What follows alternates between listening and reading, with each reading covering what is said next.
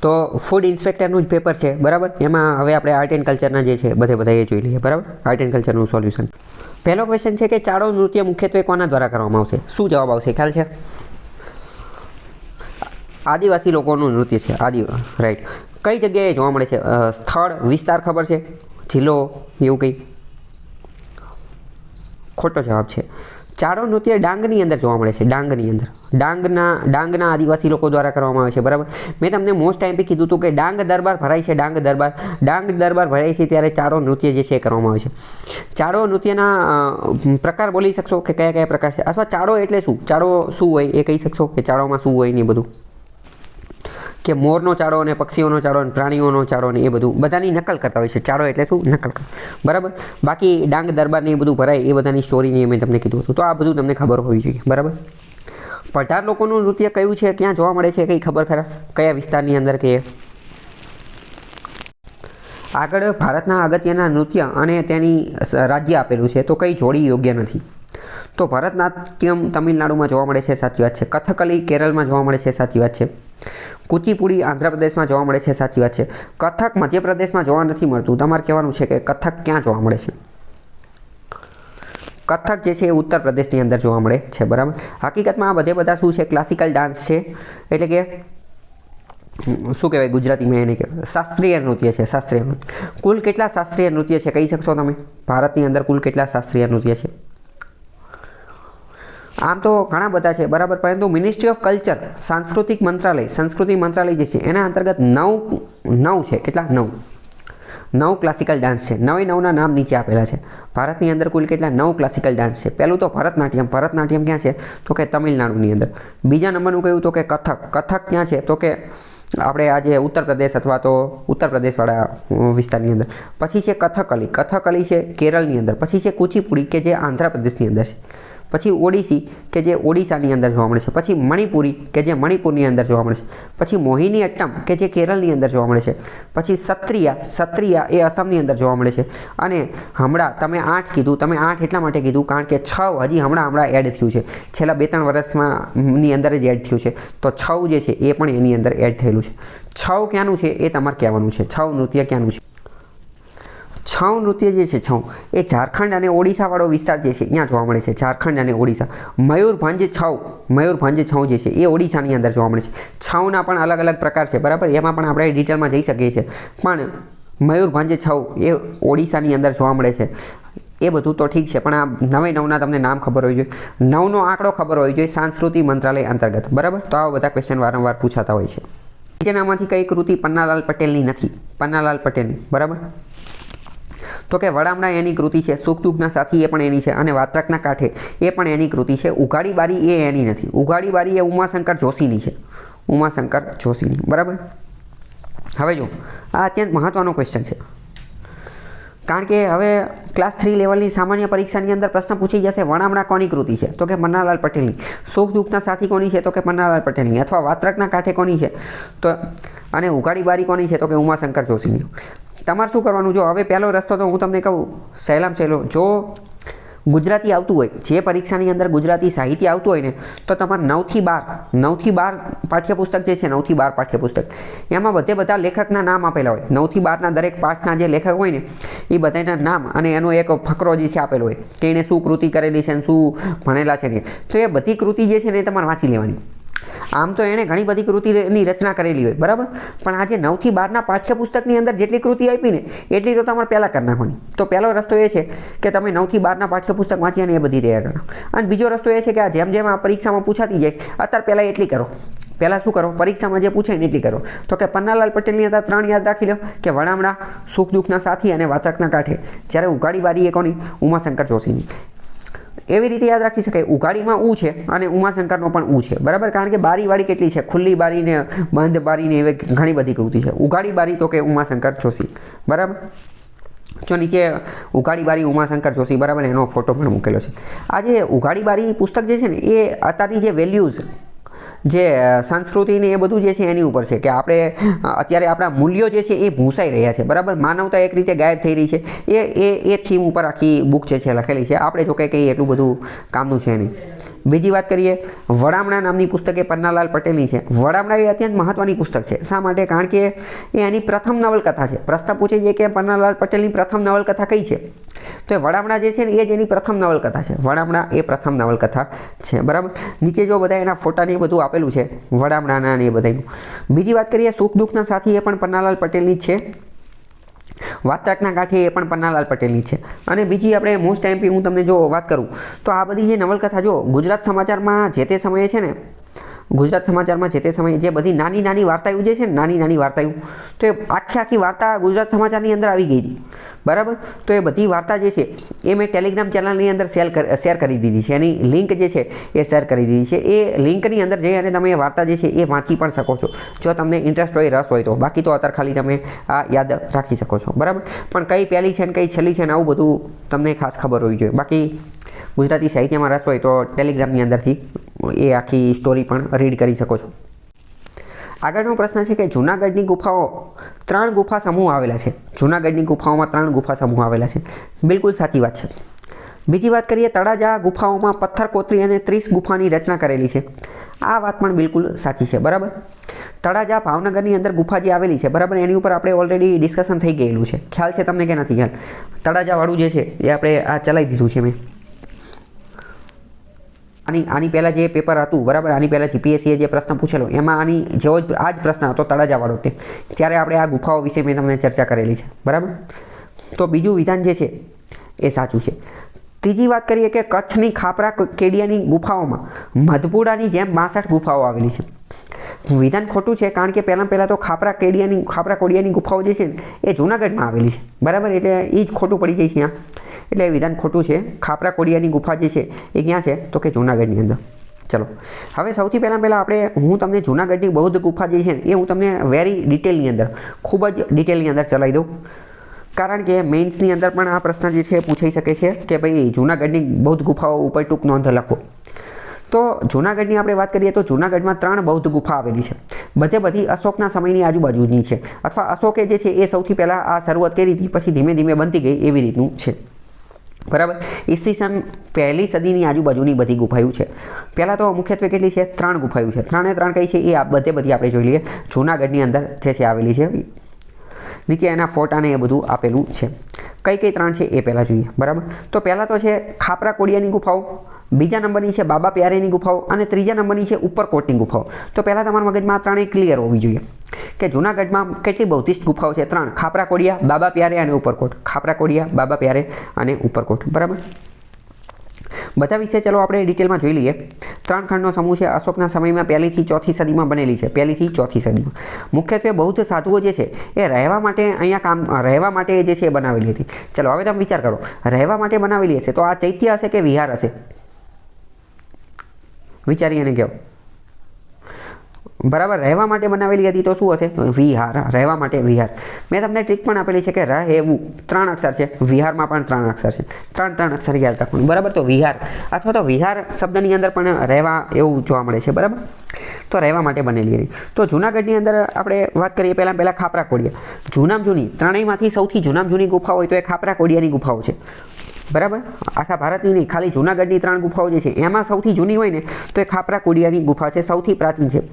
એની દિવાલો ઉપર મરોડવાળા અક્ષરોની અંદર લખાણ લખેલા જોવા મળે છે, અલગ અલગ લખાણો જોવા મળે છે. આ બધું હું તમને એટલા માટે કહું છું, વિધાનવાળા વાક્યમાં પૂછાઈ જશે. ત્રીજી થી 4થી સદી પૂર્વે સમ્રાટ અશોકના શાસનમાં બનેલી છે. સૌથી સાદી પ્રકારની જે છે એ જોવા મળે છે. બીજી વાત કરીએ, આ ગુફા જે છે એને ખેંગાર મહેલ પણ કહેવામાં આવે છે. પ્રશ્ન પૂછાઈ જશે ખેંગાર મહેલ શું છે તો કે બૌદ્ધિસ્ટ ગુફાઓ છે કે જે આ ખાપરા કોડિયાની ગુફાઓ જૂનાગઢની આવેલી છે એનું જ બીજું નામ ખેંગાર ગુફાઓ છે, બરાબર. અશોકના સમયગાળા દરમિયાન એવું માનવામાં આવે છે કે અશોકે, તમને ખ્યાલ હશે કે આપણે સુદર્શન તળાવ બનાવેલું હતું, 2-3 રાજાઓએ ભેગા થઈ અને સમારકામ કર્યું હતું. ક્લાસ 3માં વારંવાર પ્રશ્ન પૂછાય છે. તો આજે સુદર્શન તળાવ જે છે ને એની બાજુમાં જ આ ગુફાઓ આવેલી છે, એની બાજુમાં જ આ ગુફાઓ જે છે આવેલી છે. અત્યારે એટલું બધું જોવા મળતું નથી. અત્યારે તો જોકે સુદર્શન તળાવ જોવા મળતું નથી, બરાબર. પણ ઇન શોર્ટ આ બધું ત્યાં આવેલું છે. તો એવું કહેવાય છે કે સમ્રાટ અશોકે આવી અને સૌથી પહેલાં જો કોઈ બુદ્ધ ઇમારત બનાવેલી હોય તો એ જે છે એ ખાપરા કોડિયાની ગુફાઓ જ હતી, ખાપરા કોડિયાની ગુફાઓ હતી. બીજી વાત કરીએ, ખાપરા કોડિયાઓની ગુફાઓ જે છે એ અંગ્રેજી એલ આકારની છે, અંગ્રેજી એલ આકારની છે. અંગ્રેજીનો જે એલ આપણે કરીએ, અંગ્રેજીનો એલ એ આકારની છે. અને આ એક નિવાસ સ્થાન છે. તો આપણે પહેલાં જોઈ લીધું કે શું છે, તો કે વિહાર છે. તો કે ભિક્ષુઓ જે છે એ અહીંયા વર્ષા ઋતુની અંદર વર્ષા ઋતુ માટે એ શબ્દ શું વાપરતા હતા? વસ્સા. કેમ? કારણ કે એ લોકો પાલી ભાષાનો ઉપયોગ કરતા હતા. તો પાલી ભાષાની અંદર આ વસ્સા શબ્દ વાપરતા હતા. વર્ષા ઋતુની અંદર વરસાદ ને બધું આવતું હોય ત્યારે રહેવા માટે જે છે એ આ ગુફાનો ઉપયોગ કરતા હતા. તમને ખ્યાલ હશે, ઘણી બધી વાર પ્રશ્ન પૂછે છે કે ભગવાન બુદ્ધ દ્વારા સૌથી ઓછો ઉપદેશ કયા માસમાં આપવામાં આવેલો છે? તો કે ચાતુર્માસની અંદર.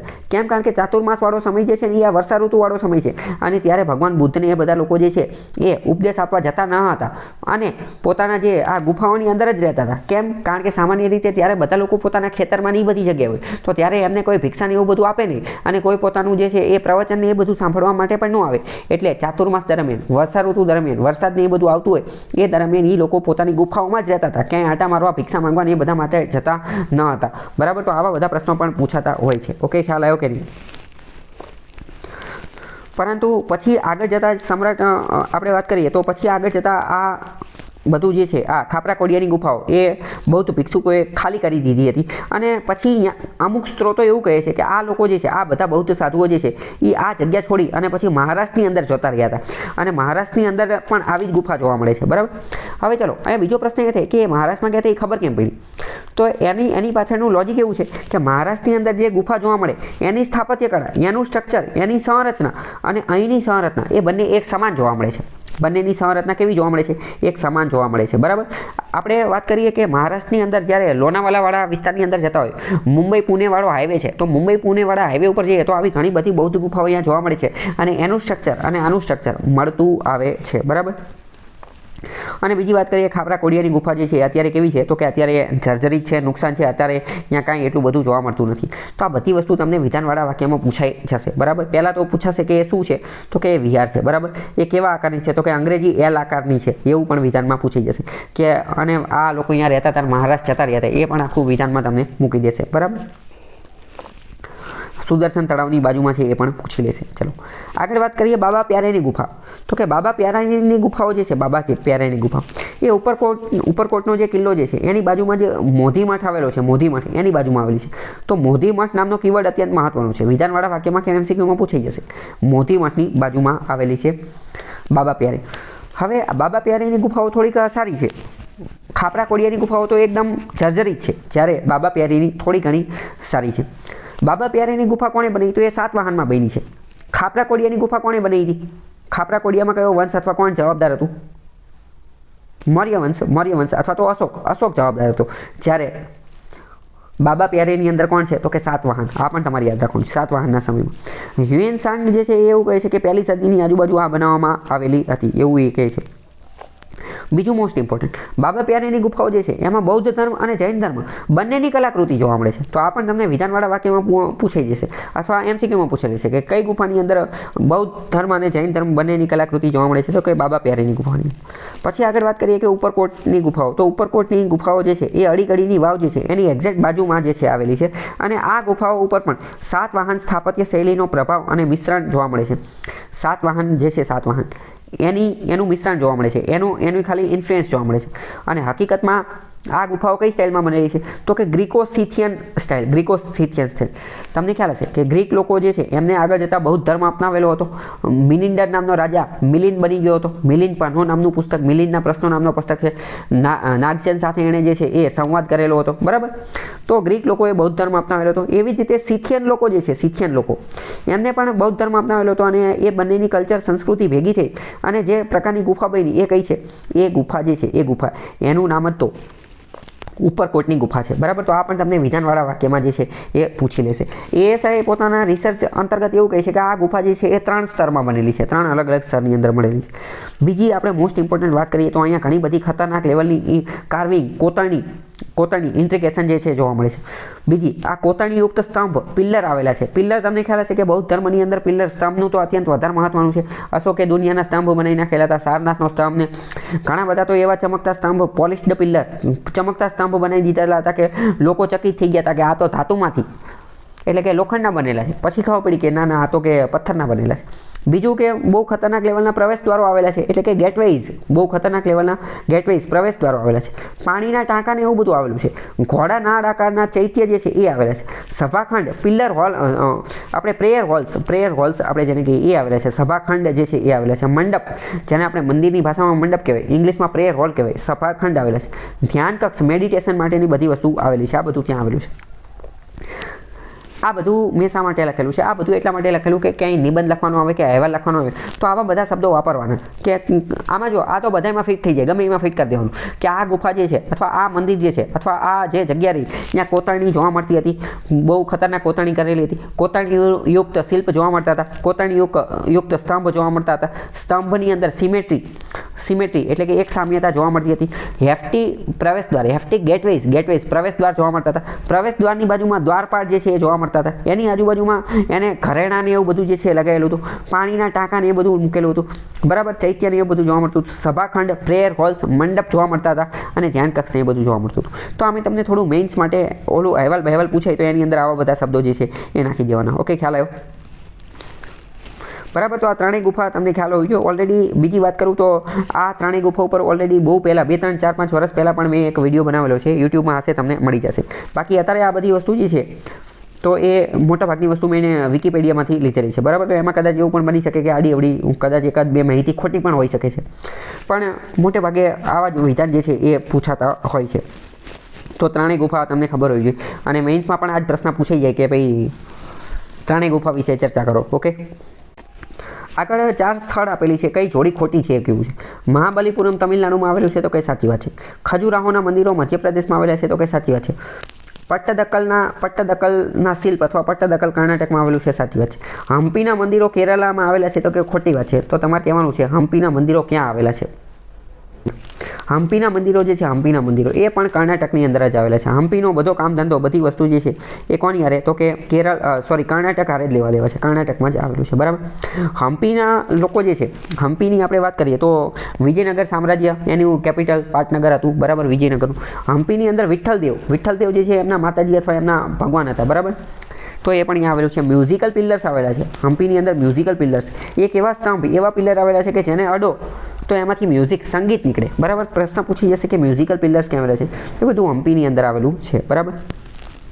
સાંસ્કૃતિક વારસાના સ્થળ આપેલા છે અને ક્યાં આવેલા છે એ કહેવાનું. પહેલાં વાત કરીએ અડીકડીની વાવ ક્યાં આવેલી છે, ખ્યાલ છે? યસ, અડીકડીની વાવ, નવઘણ કૂવો બંને જૂનાગઢની અંદર આવેલું છે, બરાબર. હઠ્ઠીસિંગના દેરા ક્યાં આવેલા છે? હઠ્ઠીસિંગના દેરા અમદાવાદની અંદર આવેલા છે, બરાબર. સહસ્ત્રલિંગ તળાવ ક્યાં આવેલું છે? સહસ્ત્રલિંગ તળાવ જે છે પાટણની અંદર આવેલું છે. અને કીર્તિ તોરણ ક્યાં આવેલું છે? કીર્તિ તોરણ જે છે એ વડનગરની અંદર આવેલું છે, બરાબર. કીર્તિ તોરણ ઉપર આની પહેલાંની જીપીએસસીમાં આપણે જે ક્વેશ્ચન જોયો હતો એમાં પણ ક્વેશ્ચન પૂછેલો. તમે એક વસ્તુ નોટ કરો છો કે વારંવાર અમુક ટોપિકમાંથી જ ક્વેશ્ચન પૂછાય છે. ચલો એક વિધાન હું તમને કહું કે કીર્તિ તોરણને ગુજરાતનું પ્રવેશ દ્વાર કહેવામાં આવતું હતું, સાચી વાત કે ખોટી વાત? યસ, રાઈટ, સાચી વાત છે, બરાબર. એ ગુજરાતનું પ્રવેશ દ્વાર હતું. આની પહેલાં જે જીપીએસસી આપણે એક જે પેપર જોયું હતું તો એની અંદર એ જ ક્વેશ્ચન પૂછાયેલો હતો. તો ઇન શોર્ટ તમને ખ્યાલ આવી ગયો કે આવા ક્વેશ્ચન ખાલી તમે જૂના પ્રશ્નપત્ર એ થોડા ડિટેલમાં કરી લો તો પણ તમને ઘણો બધો જે છે ફાયદો થાય, કારણ કે ક્વેશ્ચન વારંવાર રિપીટ થતા હોય છે, આડાઅવળું એમાંથી જ બધું પૂછાતું હોય છે, બરાબર. લગ્ન પ્રસંગના આરંભમાં ચિત્રાતો ગોત્રેજ ઉત્તર ગુજરાતના આદિવાસીઓની ચિત્રકળાનો ઉત્તમ નમૂનો છે. તો પહેલું વિધાન પહેલાં તો બિલકુલ સાચું છે, બરાબર. તમારે શું યાદ રાખવાનું? પ્રશ્ન પૂછાઈ જશે કે ગોત્રેજ શું છે, તો કે ગોત્રેજ એ એક ચિત્રકળા છે. ક્યાં જોવા મળે છે? તો કે ઉત્તર ગુજરાતની અંદર, એટલે કે બનાસકાંઠા અને સાબરકાંઠાવાળા વિસ્તારની અંદર ગોત્રેજ ચિત્રકળા છે. અને આ મુખ્યત્વે ક્યારે દોરવામાં આવે છે? તો કે લગ્ન પ્રસંગના આરંભમાં, લગ્ન જ્યારે ચાલુ થતા હોય એની શરૂઆતની અંદર દોરવામાં આવે છે અને આદિવાસી ચિત્રકળા છે, બરાબર. તો પહેલું વિધાન સાચું છે. ગોત્રેજ ચિત્રકળા વિશે આવી રીતે 2-3 વિધાન જે છે પૂછી લેશે. આમાં જે આપ્યું એ જ વસ્તુ વિધાનમાં મૂકી દેશે. બીજું, મધ્ય ગુજરાતમાં રાઠવા અને નાયકા આદિવાસીઓ પીઠોરાના ભીત ચિત્રો જે છે એ વધારે ઉપયોગમાં લે છે. તો બીજું વિધાન સાચું છે. ત્રીજું એવું કહે છે કે દક્ષિણ ગુજરાતના આદિવાસીઓ વારલી કલાથી ઘરને શોભાવે છે, એટલે કે એમના ઘરની અંદર વારલી પેઇન્ટિંગ જોવા મળે છે. તો એ વાત સાચી છે. તો બીજું અને ત્રીજું એક રીતે બધા વિધાન સાચા છે, પણ અહીંયા તમે ધ્યાનપૂર્વક જોયો તો આ જીપીએસસીની ખરેખર બહુ મોટી ભૂલ છે. કેમ? કારણ કે અહીંયા એમ કીધું 1, 2, 3, 4 બધા યોગ્ય છે, વિધાન જ 3 આપેલા છે, બરાબર. અમુક વાર આવી મિસ્ટેક પણ જોવા મળતી હોય છે. બાકી વાત કરીએ કે પિથોરા પેઇન્ટિંગ અને વારલી પેઇન્ટિંગ, એની ઉપર તો આપણે બહુ ડિટેલમાં ચર્ચા કરેલી છે. ચલો હું તમને બીજો પ્રશ્ન પૂછું. વારલી કલા જે છે એ ઓળખવી હોય તો કઈ રીતે ઓળખી શકાય? એને ઓળખવાની કોઈ ટ્રીક છે? ખબર કેમ પડે કે આ વારલી પેઇન્ટિંગ છે? અથવા વારલી કળા જે છે, વારલી પેઇન્ટિંગ, એનું સૌથી મહત્વનું, અત્યંત મહત્વનું લક્ષણ કયું છે? કહી શકશો તમે? વારલી પેઇન્ટિંગ જે છે, વારલી પેઇન્ટિંગ, એનું સૌથી મહત્વનો કીવર્ડ છે ભૌમિતિક આકારો. ભૌમિતિક આકારોનો ઉપયોગ કરે. ભૌમિતિક આકારો એટલે કે ભૂગોળની અંદર, ગણિતની અંદર જે આકાર આવે, ગોળ, ચોરસ, લંબચોરસ, ત્રિકોણ, આડી રેખા, આ બધી વસ્તુના આધારે જ બધી વસ્તુ બનાવે. જેમ કે માણસ બનાવવો હોય, બરાબર, તો માણસ એમને બનાવવો છે, બરાબર, તો એના આધારે જે છે એ માણસને એ બધું જે છે એ બનાવી નાખે. તો એવી રીતે જે છે એ આ વારલી પેઇન્ટિંગ જે છે એ બનાવવામાં આવતી હોય, બરાબર. જો જેમ કે અહીંયા બનેલી છે, તો આ એક વારલી પેઇન્ટિંગ છે. આ આવી રીતની વારલી પેઇન્ટિંગ હોય. એને ડાન્સ કરતી બતાવે છોકરીને, છોકરાને, ગમે એ બનાવવાનું હોય તો આવી રીતે જ બને. તો કે ભૌમિતિક આકાર એ અત્યંત મહત્વનો કીવર્ડ છે, ભૌમિતિક આકાર. ચલો બીજું, પિથોરા પેઇન્ટિંગને કઈ રીતે ઓળખી શકાય? પિથોરા પેઇન્ટિંગનો કોઈ કીવર્ડ કે કંઈ ખબર છે? પિથોરો પેઇન્ટિંગ અથવા પિથોરા પેઇન્ટિંગ. પિથોરા પેઇન્ટિંગ જે છે એ ઘોડા ઉપર જ આધારિત છે. એમાં મોટા ભાગના ઘોડા જોવા મળે, કારણ કે સૌથી પહેલાં શ્રી ગણેશનો જોવા મળે. શ્રી ગણેશ જે છે એનો ઘોડો જોવા મળે, પછી પિથોરા દેવનો ઘોડો જોવા મળે, એમની રાણીનો ઘોડો જોવા મળે. એટલે કે ઓલમોસ્ટ ઘણા બધા ઘોડા હોય અને એની અંદર લખારા અંતર્ગત એની અંદર વાર્તા હોય. આખા ચિત્રની અંદર જે છે એ વાર્તા જોવા મળતી હોય છે. લખારા જે છે એ દોરતા હોય છે, બરાબર. બાકી ઓલરેડી આ બધું આપણે ડિટેલમાં જોઈ લીધું છે. પણ ઇન શોર્ટ આપણે એને આઈડેન્ટિફાઈ કઈ રીતે કરવાની? કદાચ પરીક્ષામાં ચિત્ર, કારણ કે જો હવે આ નવા ચેરમેન આવ્યા અને હું તો કહું છું એવો પ્રશ્ન પૂછવો પણ જોઈએ કે ચિત્ર આપી દીધેલું હોય એને કહી દે કે આ કઈ ચિત્રકળા છે, બરાબર. તો આ તો બહુ ખતરનાક, કે જે નાની તૈયારી કરીને ગયા હોય તો કન્ફ્યુઝ થઈ જાય, બરાબર. ખ્યાલ આવી ગયો? તો ભૌમિતિક આકારવાળી હોય તો કઈ? તો કે આપણે વારલી ચિત્રકળા. ઘણા બધા ઘોડા દેખાતા હોય તો કઈ? તો કે પિથોરા ચિત્રકળા. ઓકે, ચલો મેળાનો પ્રશ્ન પૂછેલો છે. તરણેતરનો મેળો ક્યાં જોવા મળે છે? તો કે સુરેન્દ્રનગર જિલ્લાની અંદર. થોડાક દિવસ પહેલાં ભાદરવા સુદ પાંચમની અંદર જે છે આ મેળો ભરાયેલો હતો. ગણેશ ચતુર્થીની આજુબાજુના વિસ્તારમાં જે છે એની આજુબાજુ ભરાતો હોય છે, બરાબર. તરણેતરનો મેળો જે છે અહીંયા ગ્રામીણ ઓલિમ્પિકનું એ બધાનું આયોજન કરે છે. જીવનસાથી પસંદ કરવા માટેનો મેળો માનવામાં આવે છે, બરાબર. આ વખતની ગુજરાત પાક્ષિકની અંદર તરણેતરના મેળા વિશે ઘણી સારી માહિતી આપેલી હતી. ટેલિગ્રામની અંદર એ બધી મેં શેર કરેલી હતી, તમને પર્સનલમાં પણ મોકલેલી હતી, બરાબર. તો તરણેતરનો મેળો એ અત્યંત મહત્વનો છે. તો પહેલું સાચું છે. બીજી વાત કરીએ કે વવઠાનો મેળો અમદાવાદમાં જોવા મળે છે. તો કે હા, સાચી વાત છે. વવઠાનો મેળો કયો? તો કે જે 7 નદીનો જે સંગમ થાય છે એ જ તે, બરાબર. તો વવઠાનો મેળો એ અમદાવાદ, સાચી વાત છે. શામળાજીનો મેળો બનાસકાંઠામાં નથી જોવા મળતો. શામળાજીનો મેળો ક્યાં જોવા મળે છે? તો કે શામળાજીની અંદર જોવા મળે છે. શામળાજી ક્યાં આવેલું? તો કે શામળાજી જે છે અરવલ્લીની અંદર આવેલું છે. અરવલ્લીની અંદર જોવા મળે છે, બરાબર. હમણાં થોડા સમય પહેલાં કિંજલ દવેનું એક ગીત આવેલું છે કે રણઝણિયું રે પેઈજણિયું વાગે, રણઝણિયું રે પેઈજણિયું વાગે. તો આજે જીપીએસસી આ પ્રશ્ન પૂછેલો છે કે રણઝણિયું રે પેઈજણિયું વાગે, આ ગીત અથવા આ જે આખી વસ્તુ જે છે એ કોની સાથે સંબંધિત છે? તો એ શામળાજીના મેળા સાથે સંબંધિત છે. કેમ? કારણ કે એ એક રીતે સંગીતના સાધનોના નામ છે અને શામળાજીના મેળાની અંદર જે લોકો જાય તો અહીંયા એ આ સાધનો જે છે એ વગાડતા હોય છે અને વેચતા પણ હોય છે.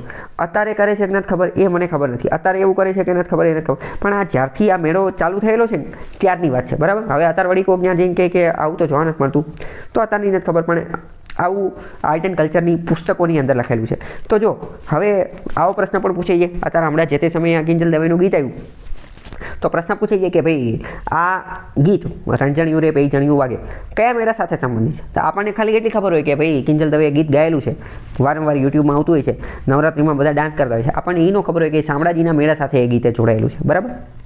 તો અરવલ્લી ત્રીજું ખોટું છે. ચોથું વાત કરીએ કે પલ્લીનો મેળો. પલ્લીનો મેળો સાબરકાંઠા જિલ્લો એ ખોટું છે. કયા જિલ્લામાં છે? ખ્યાલ કહી શકશો તમે? પલ્લીનો મેળો યસ, ગાંધીનગરની અંદર, બરાબર. ગાંધીનગરની અંદર જોવા મળે છે. અને પલ્લીના માતાજીનું નામ કહી શકશો? પલ્લી જગ્યાનું નામ છે. માતાજી પલ્લીના કયા છે ખબર છે? એવો પણ પ્રશ્ન પૂછો. વરદાયીની માતા, રાઈટ. વરદાયીની માતા નામ છે, બરાબર. વરદાયીની માતા. બીજી વાત કરીએ કે પલ્લીના મેળાની સૌથી વધુ ખાસિયત હોય તો શું છે? કહી શકશો તમે?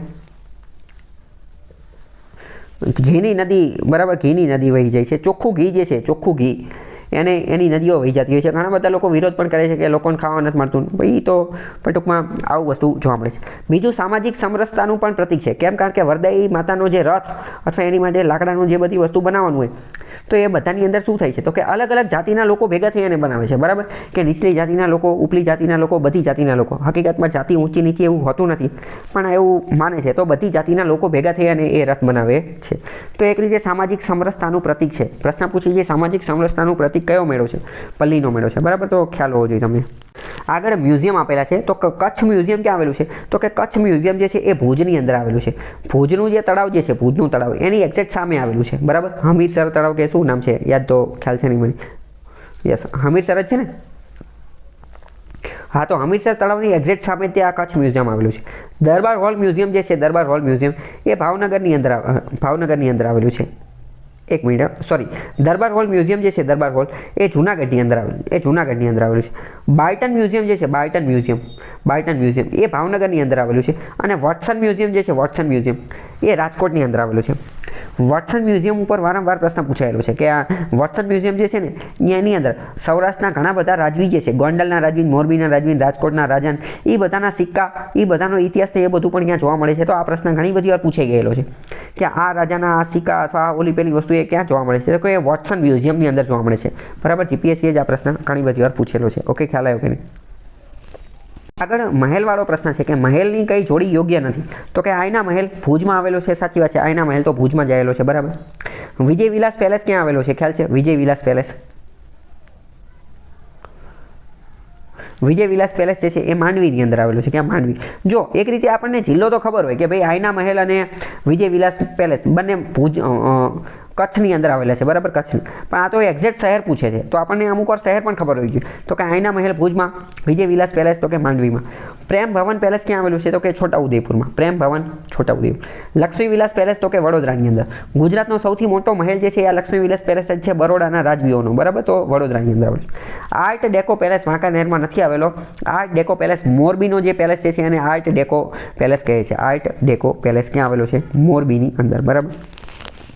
તો આર્ટ ડેકો પેલેસ એ મોરબી સાથે જોડે છે. આર્ટ ડેકો પેલેસ શું છે તો એ તમને ખબર હોવી જોઈએ કે આ એક રીતે યુરોપની અંદર જે આર્ટ ડેકો ચળવળ થયેલી હતી એનું પ્રભુત્વ જે જોવા મળે છે. આની અંદર ગ્રેનાઇટ ને એવું બધું વાપરવામાં આવે છે. એટલે કે એક રીતે અંગ્રેજોની જે બાંધકામ શૈલી જે છે એની જે અસર અંતર્ગત જે બનેલું હોય તો એને આર્ટ ડેકો પેલેસ મહેલ જે છે એ કહેવામાં આવે છે, બરાબર. ખ્યાલ આવ્યો કે નહીં? નીચે તીર્થસ્થાન અને જિલ્લાની જોડી આપેલી છે, બરાબર. તો પહેલાં દ્વારકા ક્યાં આવેલું છે? તો કે એ દેવભૂમિ દ્વારકામાં આવેલું છે. સાચી વાત છે. કાળો ડુંગર અને દત્ત મંદિર અથવા દત્તાત્રેયનું મંદિર એ ક્યાં આવેલું છે? ભુજની અંદર. તો એ સાચી વાત છે. કાળો ડુંગર દત્ત ભુજની અંદર જ આવેલું છે. અને એક્ઝેક્ટ ત્યાં તે સ્મૃતિવન પણ આવેલું છે. સ્મૃતિવન મ્યુઝિયમ આવેલું છે. સ્મૃતિવન મ્યુઝિયમ જે છે એને હમણાં થોડા સમય પહેલાં તે વિશ્વના સૌથી સારા મ્યુઝિયમનો એવોર્ડ જે છે એ મળેલો છે. પાલીતાણા ભાવનગરની અંદર આવેલું છે. અને સોમનાથ જૂનાગઢની અંદર નથી આવેલું. કેમ? કારણ કે સોમનાથનો તો હવે ખુદનો જિલ્લો બની ગયો. સોમનાથ ક્યાં આવેલું છે? તો કે ગીર સોમનાથની અંદર ખુદ નવો જિલ્લો છે. તો અહીંયા તમે સમજ્યા કઈ જોડી યોગ્ય નથી. એકદમ આ તમે વિચારો કે આ તો એકદમ કોમન સેન્સથી આ ક્વેશ્ચન સોલ્વ થઈ જાય ને. પણ ક્યારે? જો આપણે કીવર્ડ ટેકનિકને માસ્ટર કરેલી હોય ત્યારે, અથવા તો પહેલાં તો બધા જિલ્લાના નામે ખબર હોવી જોઈએ ત્યારે, બરાબર. તો પહેલાં જૂનાગઢને સોમનાથને લેવા દેવા હતા, હવે કંઈ લેવા દેવા નથી. સોમનાથ જે છે એ ગીર સોમનાથની અંદર આવેલું.